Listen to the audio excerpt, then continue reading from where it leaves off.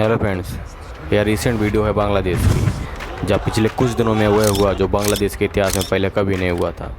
जानते हैं ऐसा क्यों और कैसे हुआ, और उसके पीछे की रीज़न जानने की भी कोशिश करेंगे। मामले की शुरुआत हुई बांग्लादेश की आज़ादी के समय से, जब बांग्लादेश ने पहली बार भारत की मदद से ईयर 1971 में आज़ादी का सूरज देखा था। तब जिन लोगों ने उस समय बांग्लादेश की आज़ादी में महत्वपूर्ण भूमिका निभाई थी, उनके लिए तत्कालीन पीएम और बांग्लादेश की आज़ादी के नायक शेख मुजीबुर रहमान ने सिविल सर्विसेज में एक कोटा सिस्टम लॉन्च किया था, जिसमें फ्रीडम फाइटर्स को 30%, बैकवर्ड डिस्ट्रिक्ट्स को 10%, महिलाओं को 10%, रिलीजियस माइनॉरिटीज़ को 5% एंड फिजिकल डिसेबल्ड पर्सन के लिए 1%, यानी कि टोटल 56% कोटा निर्धारित किया गया था।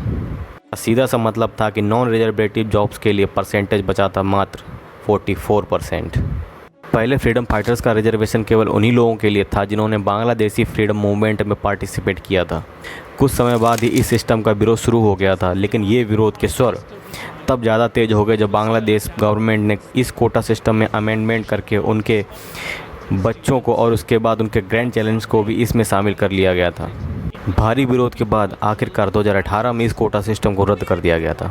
5 जून 2024 को बांग्लादेश की एक हाई कोर्ट ने उस कोटा सिस्टम को रद्द करने के फैसले को असंवैधानिक घोषित करते हुए पुराने कोटा सिस्टम को फिर से शुरू कर दिया। फैसले के बाद बांग्लादेश में हिंसक प्रदर्शन शुरू हो गए, जिसको नाम दिया गया मार्च फॉर जस्टिस।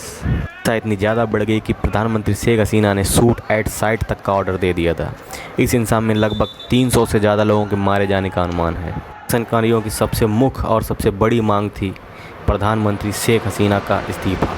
शेख हसीना के सुरक्षा सलाहकारों ने उनकी जान को खतरा बताकर उन्हें देश छोड़कर जाने की बात कही।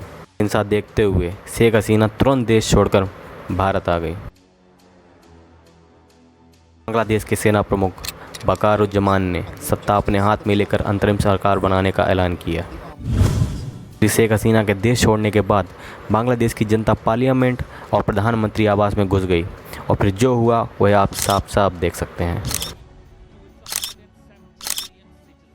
पूरे प्रकरण के बाद सुप्रीम कोर्ट ने नॉन रिजर्वेटिव जॉब्स का कोटा 44% से बढ़ाकर 93% कर दिया।